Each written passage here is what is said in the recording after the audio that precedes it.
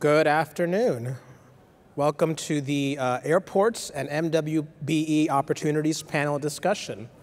My name is Hersh Parekh. I am the Director of Government and Community Relations for Aviation at the Port Authority of New York and New Jersey. And with me, I have a very esteemed panel. They will introduce themselves momentarily, but just so I can give you their names.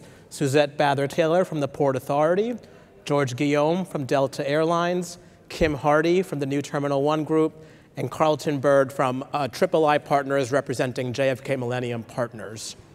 So, again, welcome. Happy to be here, to the crowd here in person and to the folks watching online. We're excited to share with you what's going on with the airports here in the great state of New York and the opportunities that will be available, that are currently available for MWBEs across the state. This year, 2021, marks the centennial of the Port Authority. We were founded in 1921. So, again, we're here to talk about airports and MWBE opportunities, specifically focusing on JFK International Airport. A few years ago, New York State announced a vision plan for the airport based on the recommendations of the governor's Airport Advisory Panel.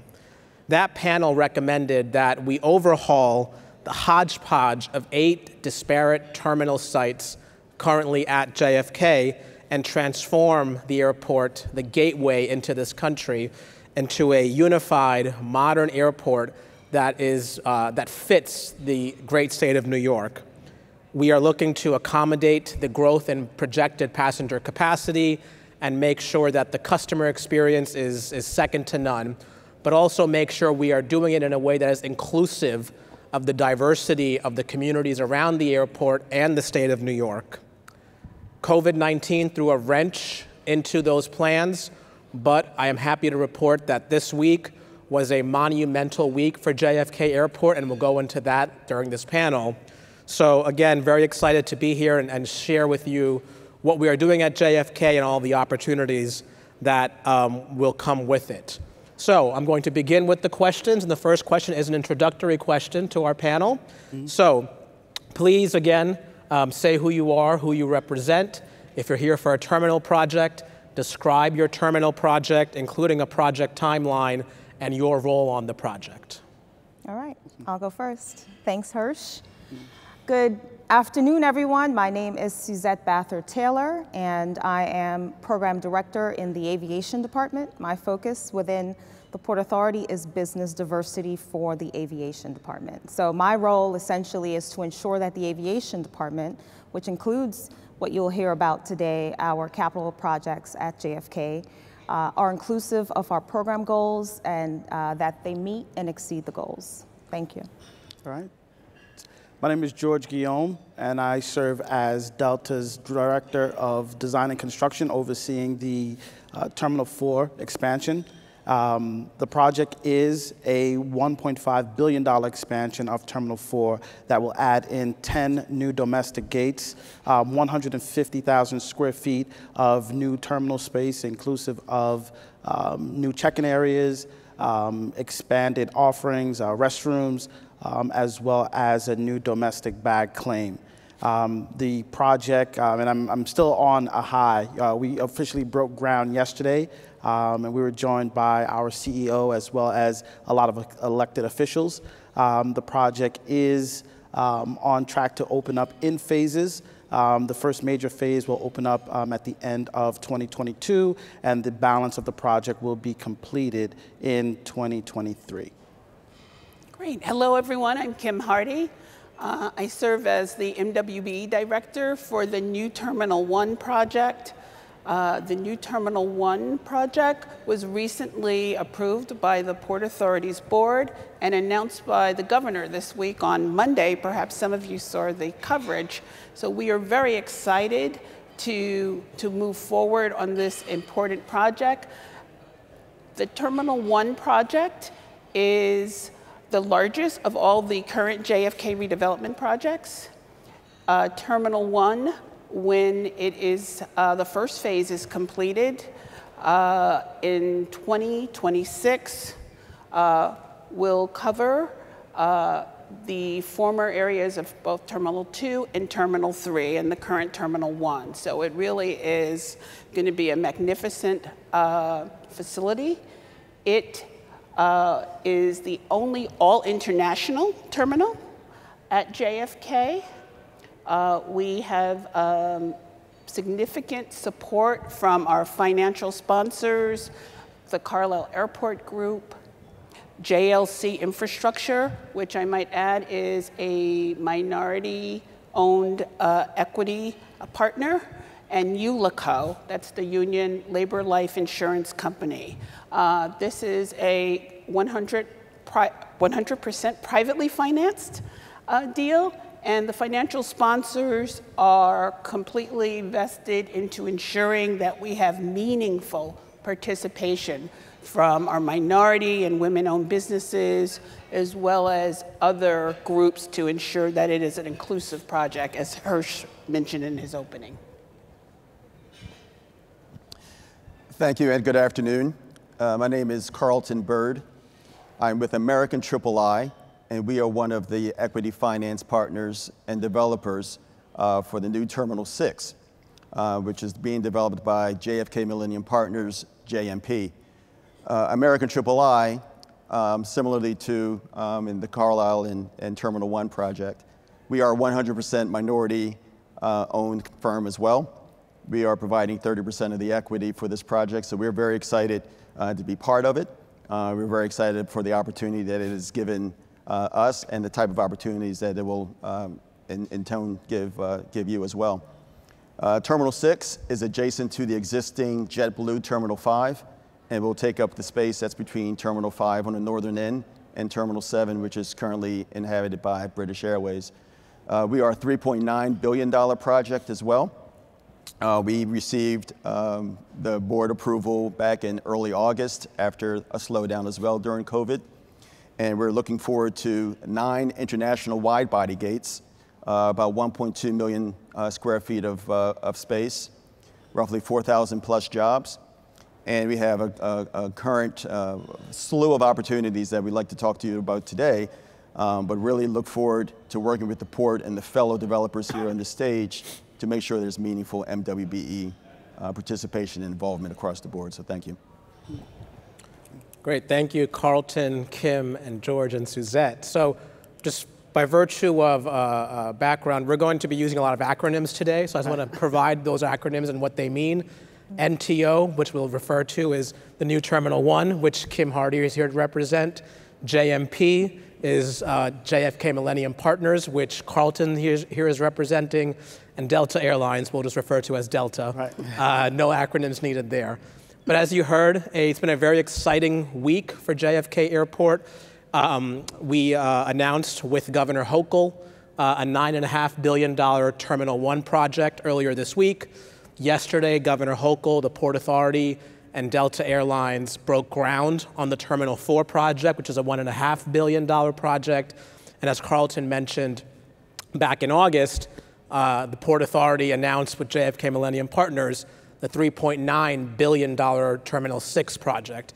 So all in all, that's north of $15 billion of investment going into JFK Airport. Plus, as the Port Authority, we will be investing another almost $3 billion.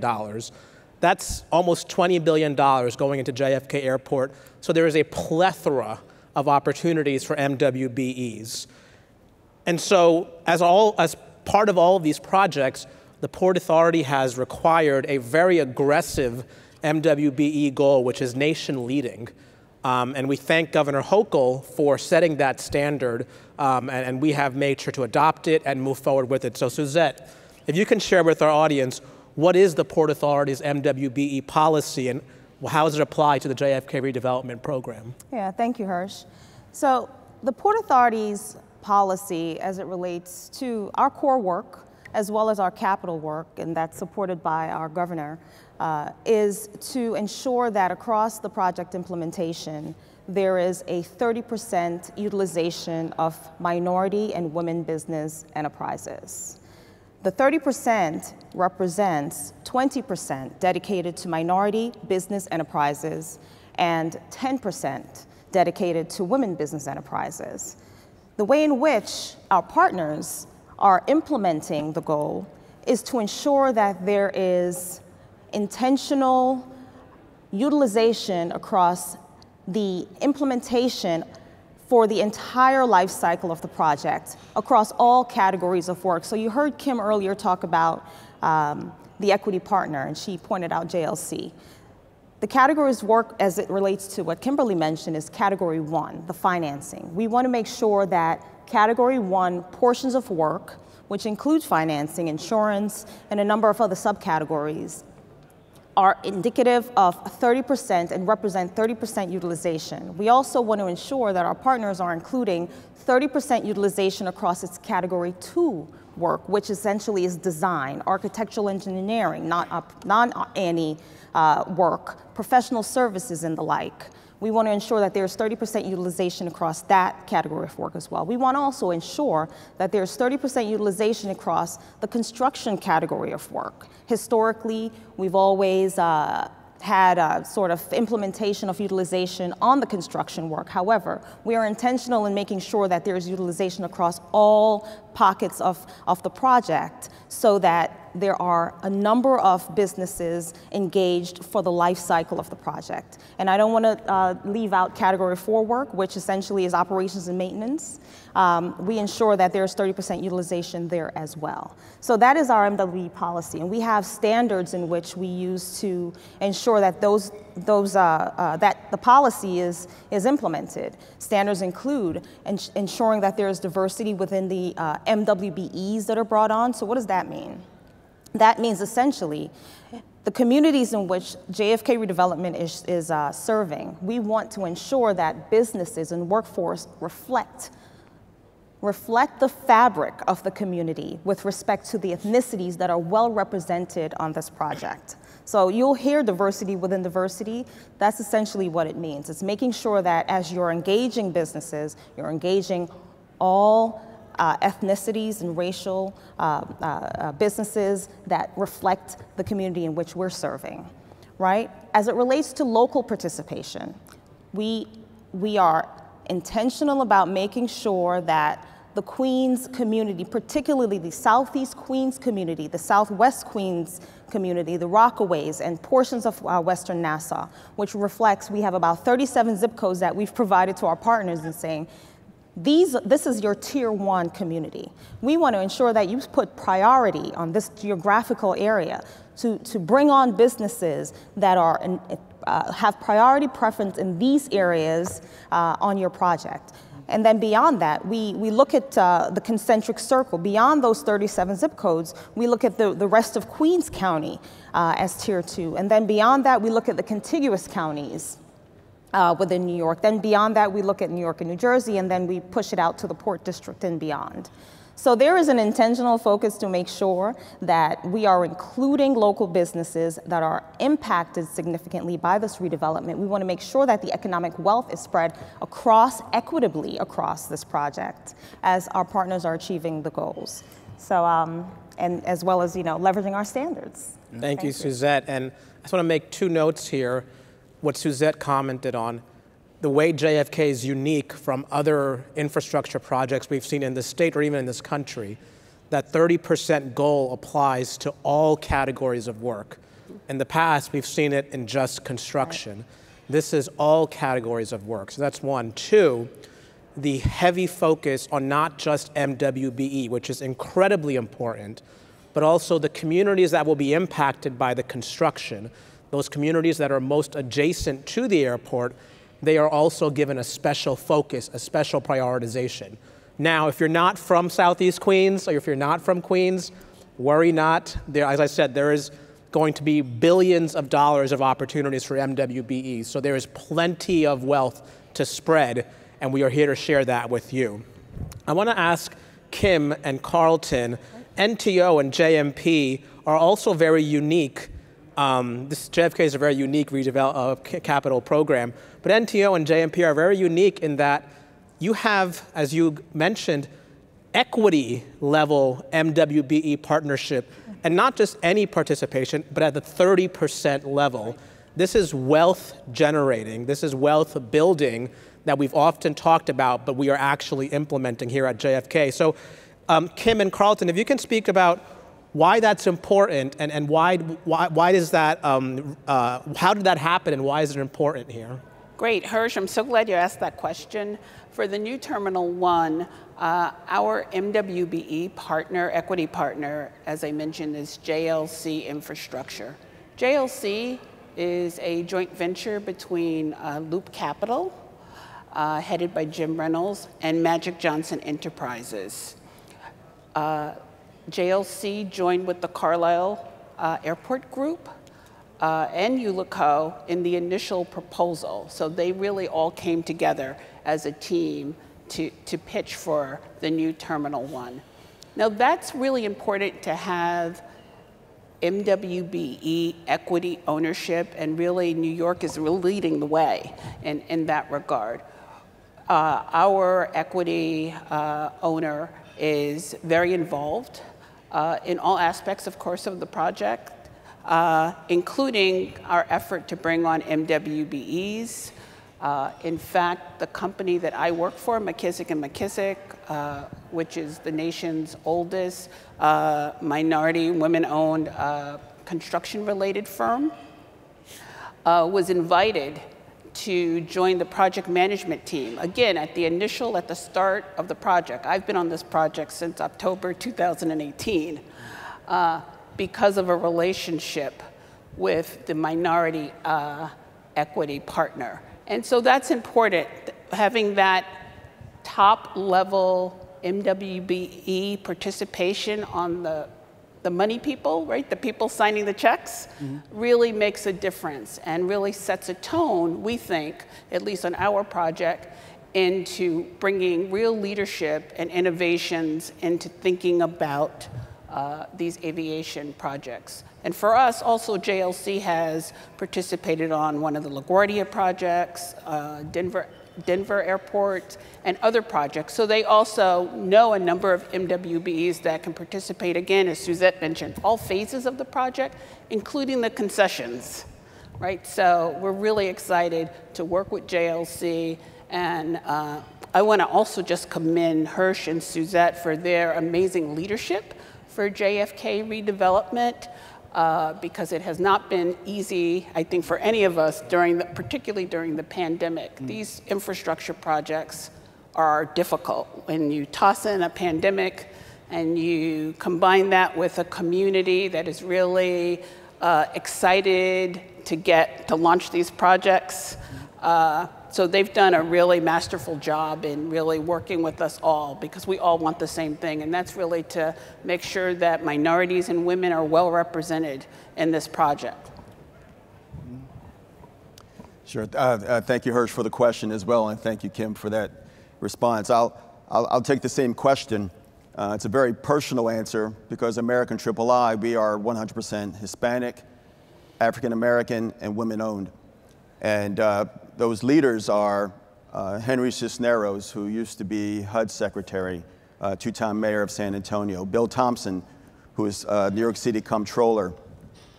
These are some of the owners of our firms. There's no surprise that in their fabric and in their past lives, this type of leadership and being sort of a trendsetter or go-getter and opening up opportunities for minority women has been something they've been doing all their lives. But American III started as an entrepreneurial firm. Folks like those two and everyone else in our firm who've spent careers, as we all have here, doing wonderful things and then wanting to start their own opportunity. And this was an opportunity that we competed for in a process that was run by our other consortium partners, who are Vantage Airport Group, who's Terminal 6's lead equity sponsor and will be the terminal manager as well. RXR Realty, which is a large New York City-based real estate development firm, and JetBlue, New York's hometown airline. So that process was run to identify a partner for the MWBE participation, and we competed, as we all do, to narrow down and get that opportunity. What will be found, and I think we all find when we include MWBEs in what we do, is there's an increased level of transparency. There's a proactive leadership and ability to challenge what's going on in the standard status quo that makes everything work that much better. So we're very happy to be, part of this opportunity, but deep down, why it's important, as Kim mentioned, to have that at the equity ownership level is important. But it's also important to have a deeper, not deeper, but a deeper passion about why these things are important, why minority participation is important. It's personal to you, it's personal to me, it's personal to our livelihood and our families. So we're very happy to be here. Thank you. Thank you, Carlton, and thank you for pointing out your leadership at American III. I mean, no one should be a stranger to Bill Thompson, who did such a phenomenal job as New York City Comptroller, and Henry Cisneros bringing national leadership to this project. And Kim, I also want to recognize someone who's no stranger to people who've attended this conference over the past many years.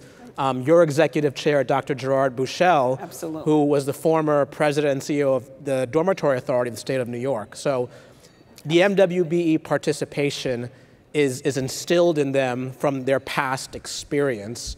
And I have no doubt that the success will follow that. Our executive director of the Port Authority, Rick Cotton, often says, you don't get any credit for effort. Mm-hmm. You only get credit for results. And by having this 30% equity ownership by an MWBE firm, that is results. But moreover, over at the other airport in Queens, in New York City at LaGuardia, we've been building a new LaGuardia for almost, 6 or 7 years now, and it's well on its way to completion. And just a couple of weeks ago, Governor Hochul and the Port Authority announced that that program had achieved a historic level of MWBE participation, $2 billion in contracts awarded to MWBEs, the largest of any project in the state of New York. And Delta Airlines, not only are they building or expanding Terminal 4 at JFK, they have an ongoing mega project at LaGuardia as well. And alone, their Terminal C project has awarded more than $1 billion in contracts to MWBEs, already surpassing that 30% participation goal. So George, I wanted to ask you, what are some of the strategies that you implemented to achieve that at LaGuardia, and using those strategies, not only achieving the goal at JFK, but hopefully exceeding it as well? Yeah, so thank you, Hersh, for that question. So I had the pleasure of serving as the Deputy Program Director for LaGuardia prior to my current role as the Director for JFK. And the secret sauce, I'm going to say, is in the way we deliver. Most people don't know that Delta acts as not only the developer, but also as the general contractor.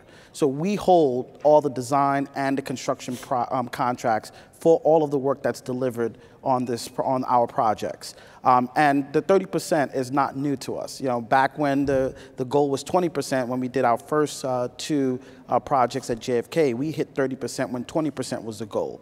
So we have a track record of exceeding the goals that are put in front of us. And again, it is in the way we deliver our projects. Our team is made up of construction professionals, right? So although, yes, I'm the director, I have a construction background. Our team is made up of professionals that has built not only around the country, but around the world, worked for some of the largest contractors, Skanska, Turner, you name it. That is the makeup of the Delta management team. And then we go out and we hire a construction management agency who acts, basically as an extension of our staff.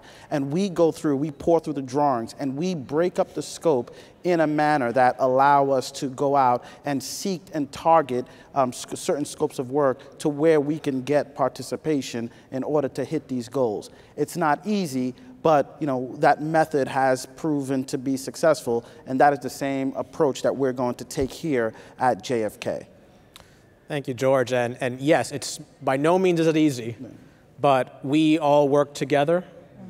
Sometimes we have those difficult conversations, right? But we know that the goal is worth it because, as I said, it's not just building a new airport, but building it in a way that is inclusive of people that are too often left behind, and that is often the MWBE community. But here in the state of New York, at the Port Authority, that is not how we operate. So let's get to the meat, right? We're talking about airport opportunities. Now, Terminal 1, you just literally got approved by the Port Authority Board probably within the past hour. So I will maybe have you go last in this question. That sounds But fair. for the Delta project and the JMP project, what are some of the contracting opportunities you have open right this moment? And what's the forecast, the 30, 60, 90-day outlook in terms of opportunities? And if you can describe your pre-qualification process as well. Why don't we start with George, and then we'll go to Carlton. All right, so right now we are in procurement. We have a very aggressive schedule, as mentioned in my introduction. We do have major phases of the project opening up next year. So we've already have some packages out on the street, but things that we have right now that will come out in the next 30, 60, 90 days are things like curtain wall for our head house, terrazzo throughout the entire new construction areas, baggage handling system, electrical, both low voltage as well as power, HVAC, air as well as wet HVAC, plumbing, carpentry, doors and specialties, hardware. Those are the things that we have upcoming in the next 30, 60, 90 days. In the next 30 to 60 days. And then in longer term, 90 days, we have things like installing furniture, purchasing some furniture and things of the like, deploying technology. So all the packages that will get us to button up and have our terminal operational by the end of next year. Our plan is to complete our procurement by the end of February. So very aggressive track. And right now my team is working very hard to reach out to the NWBE community to present the opportunities and make sure that you all are well represented in our makeup. Thank you. Similar to Terminal 4, we are in the thick of things. As soon as we finally got our approval in August after the delay, we were very eager to get going very quickly. Right now, all of our opportunities are listed on the new JFK.com website under Terminal 6. But just as an example, I think in total we'll probably have around $800 million of opportunities. Roughly 250 million are out on the street right now, maybe a little bit more, with the balance of that happening over the next couple years. Let me break down the phases of our project. Groundbreaking Q2 of next year through 2025, and the first phases of gates will come on, and then 2025 through 2027 when the remainder. But there's a huge amount of opportunities in a lot of the construction trades that are out right now, and will be coming out within the next, either now out to bid or within the next 60 days, roughly $500 million of those type of opportunities within the next 60 days. So really encourage everyone to go to our new JFK.com website. And with pre-qualification, which is a very, very important part of us, we're working with our design builder is AECOM Hunt, and there's a procurement and process and platform called Building Connected, and also TradeTap. So TradeTap is something that you'll have to register through in order to see some of these opportunities and have the opportunity to bid on them. But in addition, I want to also say that for some of the smaller packages that we've separated out, separate from some of the larger ones, we have a number of those out as well. These are things like security, fencing, janitorial. There are a lot of those opportunities on the street now. Those too will likely, they're here now. They'll be coming out in early January, maybe early February. But there's a big push to have a lot of this in the earlier stages of the project. But for those, I would say it's the similar pre-qualification process. However, as you're going through TradeTap, don't be discouraged if not every single line of it cannot be completed. It's very important to at least state that you were not able to complete it, and then our team will work with you to make sure that you still get the invitation to the prospects and the projects. Some of those projects may be smaller, might not require everything that TradeTap might ask, but I encourage and really, as we follow up after this, answer NA or answer, will be submitted. because that will at least get you through the process, allow you to see the opportunity, and then our teams can work with you to make sure you're invited to those opportunities. And as we go through the process, maybe you'll have to complete the trade tap by then. But just wanted to reemphasize that, but really that a lot of the projects and opportunities are on the street right now for us as we prepare for groundbreaking in Q2 of next year. So I was so excited to tell you about the opportunities, I forgot to mention our pre-qual process. So we do have a pre-qualification process as well. Ours is handled through a third-party verifier, which is Vertical RMS. It's a very simple step. Once you send us a notice of interest form, letting us know that you are interested in working on our project, our risk management team will work with you to walk you through the process to get pre-qualified.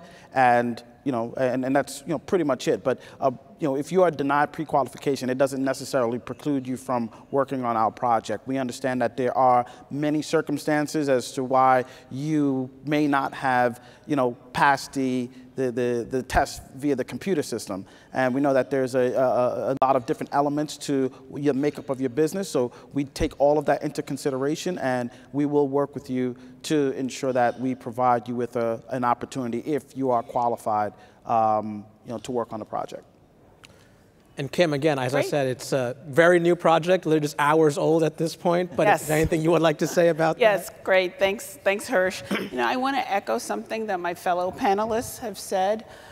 We all are putting all of the procurement information directly on the website, www.newjfk.com, so you can go to one centralized source and learn about all of the opportunities for JFK redevelopment.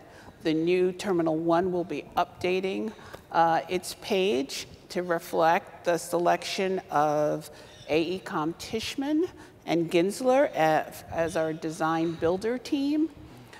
We will have opportunities in all of the categories of work that Suzette mentioned. We do have some firms that we were working with prior to the pandemic that we will continue to work with.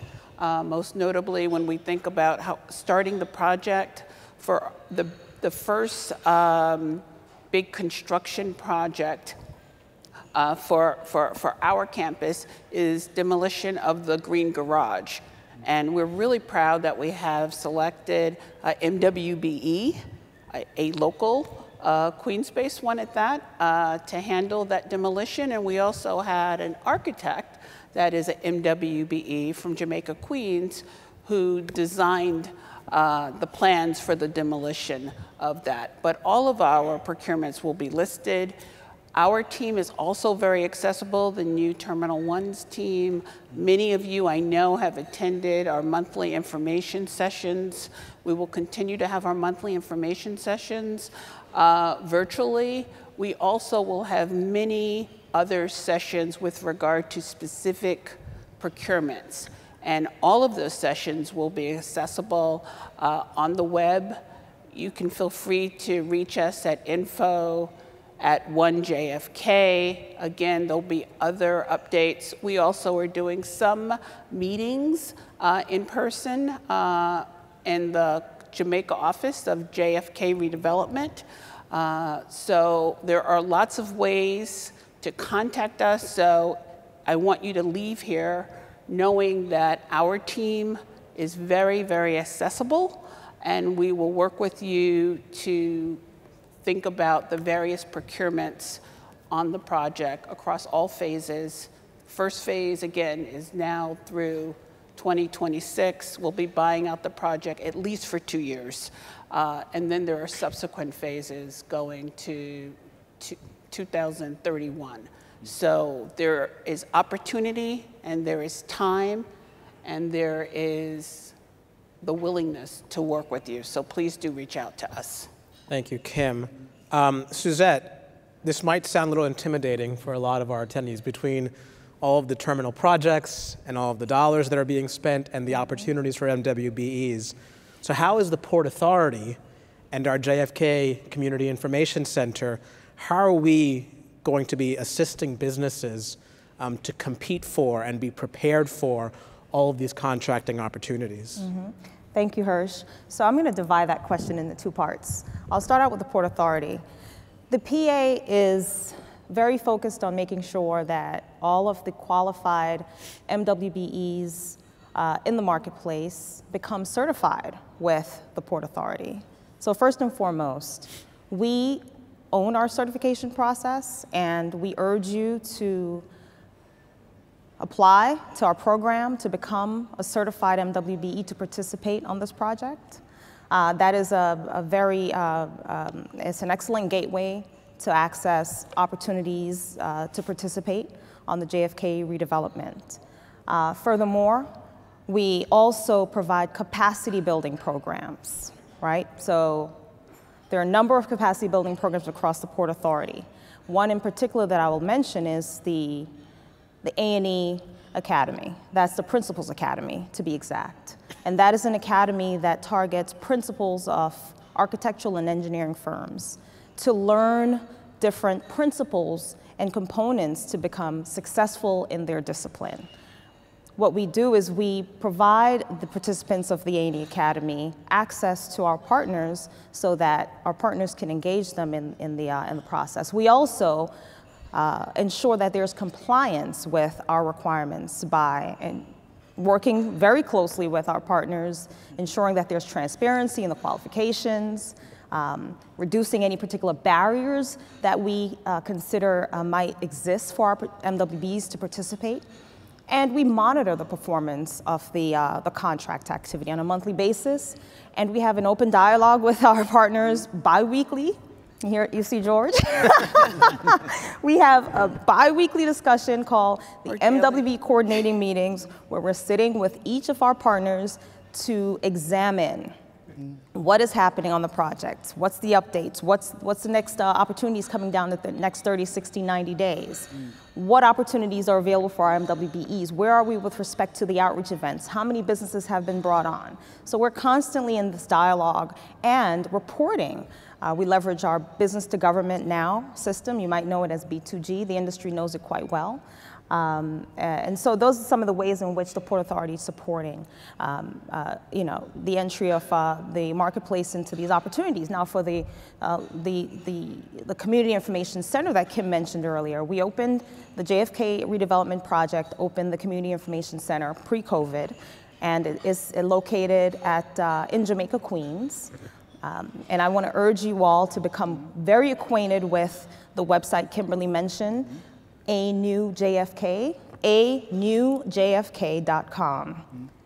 It houses everything. It's a central location for contract opportunities, how to get in touch with each of the partners, how to contact the Community Information Center, where the Community Information Center is located, what concessions or contracting opportunities are coming down the pipeline, and a whole host of other information. So the Community Information Center is open for business. We have at the Community Information Center our certification professionals to provide you with the support you need with respect to certification. I also want to point out the Advisory Council. The Advisory Council is chaired by Congressman Meeks, as well as Queensborough President Donovan Richards.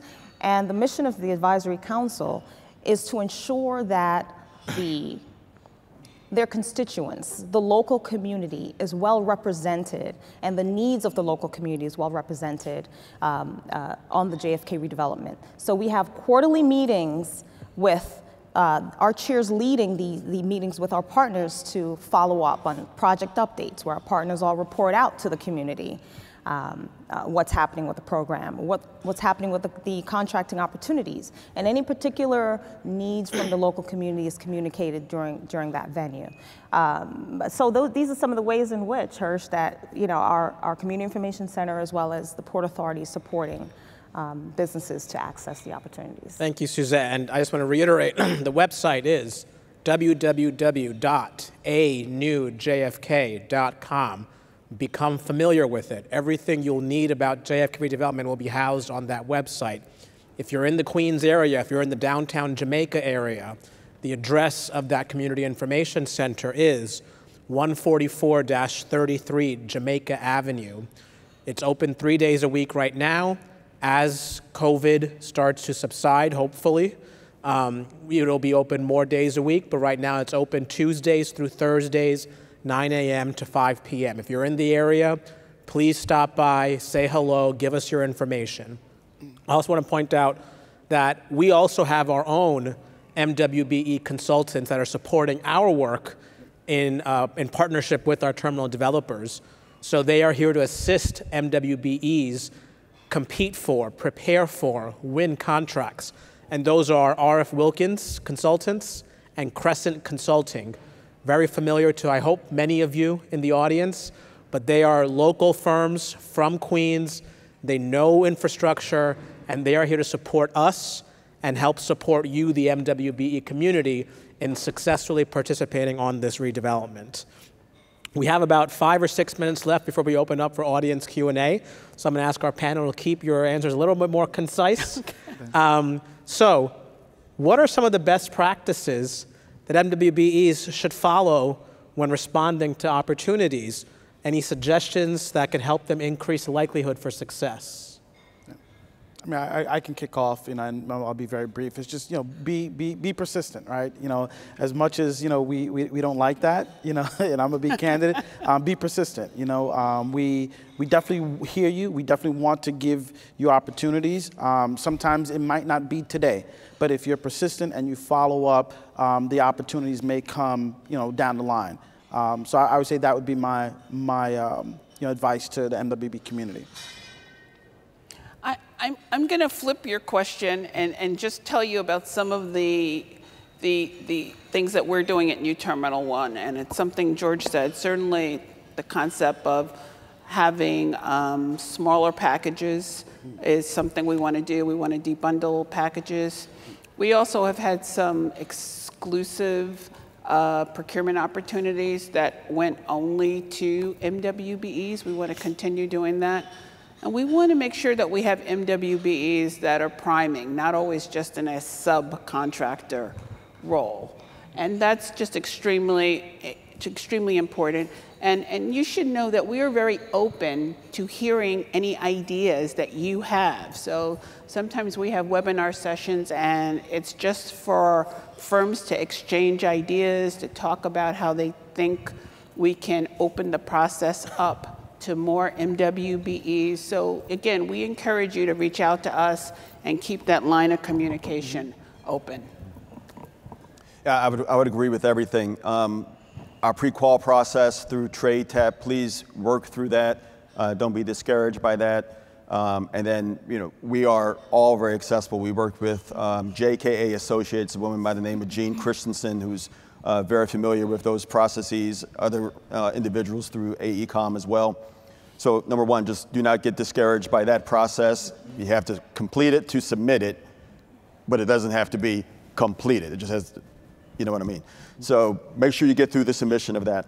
The next thing is there's a lot of work up here. We all have to be creative. There's partnerships, there's mentorships, there's all types of ways to handle your ability to compete and win a process here. And we're in discussions all the time. So we're working aggressively with the port, we're working with the local community, we're working with each other. We're trying to understand how to make this a win-win for everyone. But I would say for us, please work aggressively to get through that pre-qual process and don't be discouraged by it, and reach out to us if there's any issues with that. I'll add to that, Hersh. Please.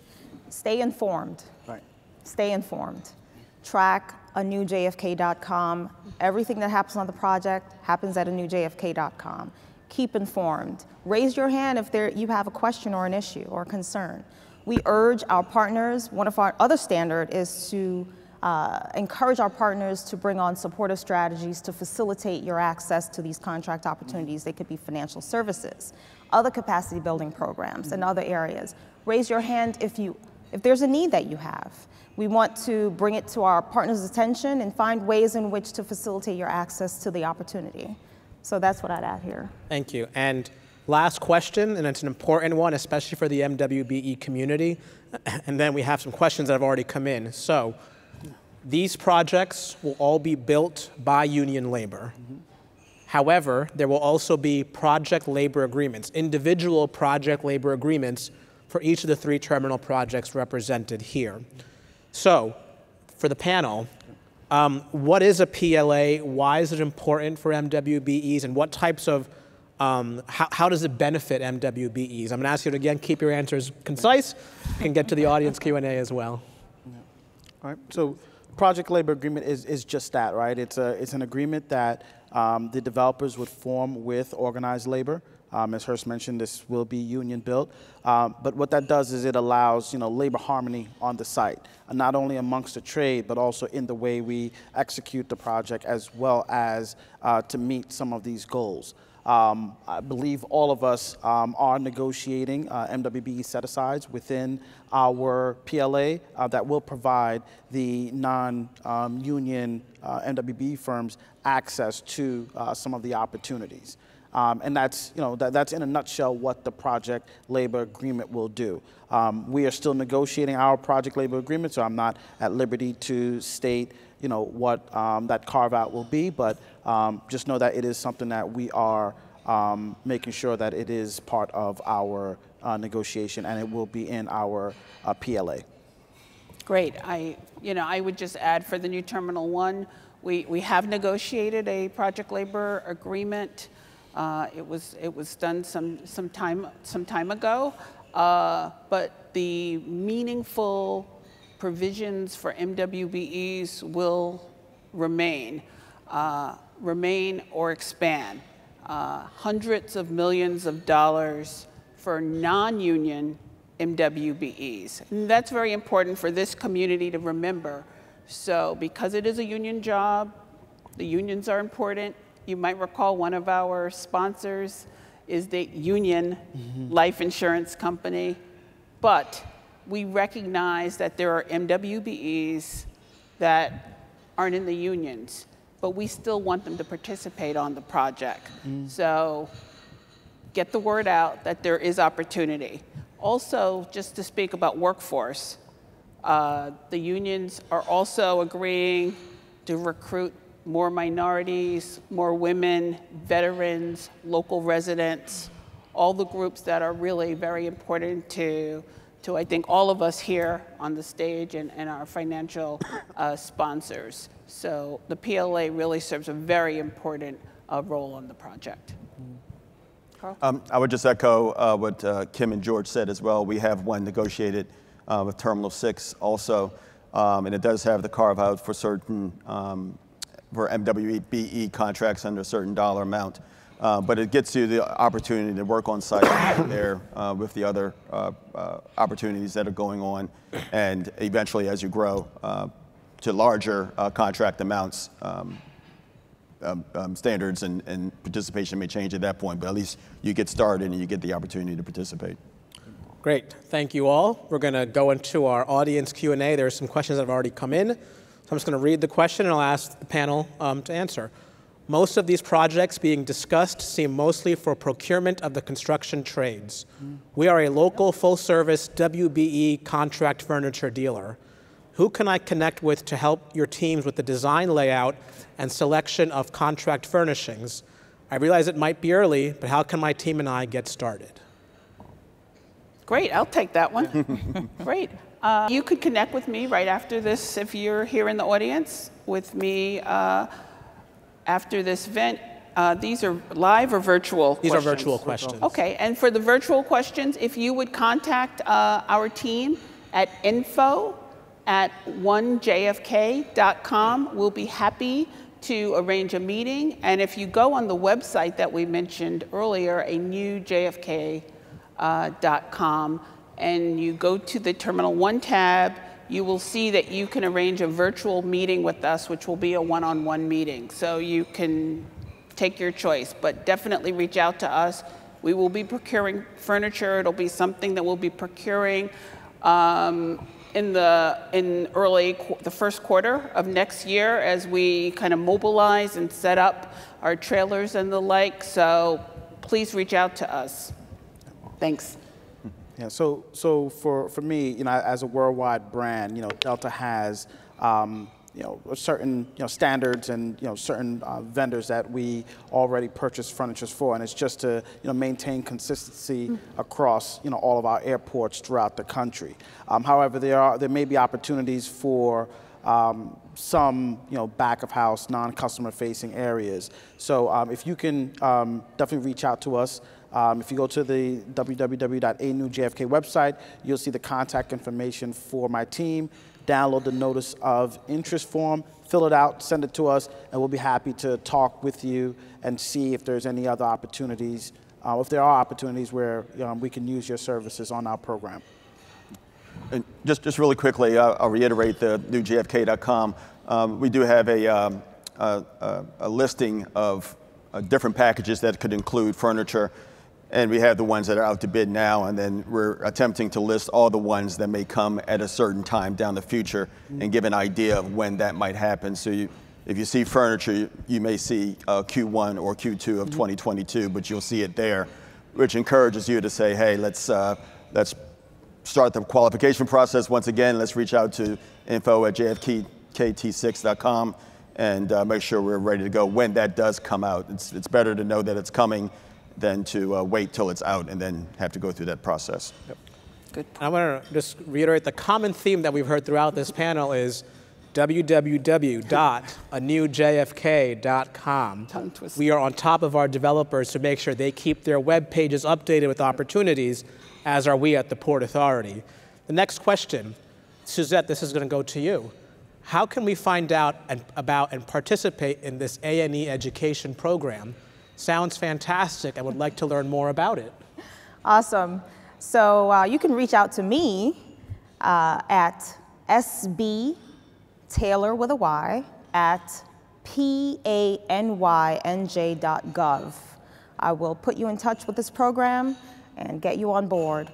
And I also want to address the fact that while the project budget for all of the work here is largely dedicated to construction, given the type of work. It's infrastructure heavy and so on, so a large portion of the budget will be construction. However, there's a significant portion of the budget that's design related, Absolutely. that is operations and maintenance related. So again, we have oversight on all portions of work associated with the implementation of the redevelopment at JFK, which includes not only construction, design, maintenance and operations, and financing. So I want to press upon that that there are opportunities across the board. Suzette, if I could just add to that, as we mentioned, these are enormous infrastructure projects, billions and billions of dollars. And there are some of you in the audience that will get the multi-million-dollar contracts. But there are also MWBEs that are grocery store owners, right? That are caterers. We need those folks too. That's right. Just this week we found a local grocery store owner just to provide snacks to our office. Is that 30% of our budget? Of course not. But every little bit helps. So for those of you that are out there that either are certified and you're a small business, a local caterer, a restaurant, you provide supplies like notebooks and the like, or water, please reach out to us because we need those items as well. And we want to go very high in terms of making lots of money for the really large prime businesses, but we also want to reach all of our MWBEs because we have multiple needs. So we were talking about construction and we tend to focus on the big, and I just wanted to we're still buying pins also, so. I just want to add one thing quickly to that. Sometimes we don't even know what we need. And I can give you just a quick 30-second story. There was, 3 years ago, there was a young lady who actually attended this event.